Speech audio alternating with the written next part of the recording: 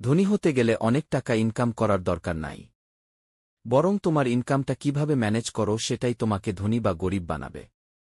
পৃথিবীর এক রিচেস্ট মানুষরা যেমন উদ্যোক্তা, ইনভেস্টর, অ্যাথলিট, তাদের সবার সিক্রেট হল আউনারশিপ আর স্মার্ট মানি ম্যানেজমেন্ট। আজকে আমি তোমাকে শিখাবো সেই সিট ফর্মুলাক্রে 25-15-50-10 ভোল চাকুরিজীবী অফিস ডেস্কে ভাস ব্যবসায়ী ইনভেস্টমেন্ট গ্রাফ দেখছে।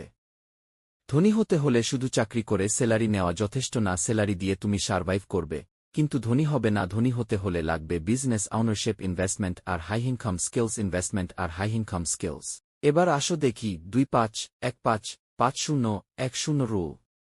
25 graph investment skills, index fund, real estate, stocks, online business বা নিজের high income skills. 15 stability, emergency fund, high savings অ্যাকাউন্টে রাখো। 50 নিডস, এসেনশিয়াল এক্সপেন্সেস, বাসা ভাড়া, খাবার, বিল। 10 ফান, লাইফস্টাইল, ভ্রমণ, হবি, পরিবার। Billy Viz Pill Story. Billy K starts investing 200 at age 20 ki fail K starts 400 at age 30 ki fail K starts 400 at age 30। Billy 20 বছর বয়স থেকে প্রতি মাসে 200 ইনভেস্ট শুরু করল। ফেল 30 বছর বয়স থেকে শুরু করল 400 দিয়ে। শেষ পর্যন্ত বেলিয়ের ইনভেস্টমেন্ট অনেক বেশি হয়ে গেল ফেলের থেকে। কারণ হল কম্পাউন্ড গ্রাফ। যত আগে শুরু করবে তত বেশি সময় পাবে টাকাকে নিজের জন্য কাজ করানোর। তুমি শুরুতে সেফেস্ট অপশন নাও, ইন্ডেক্স ফান্ড বা নিজের হাই ইনকাম স্কিল। ধীরে ধীরে গ্রাউ করলে রিয়েল এস্টেট বা অনলাইন বিজনেস এ যাও।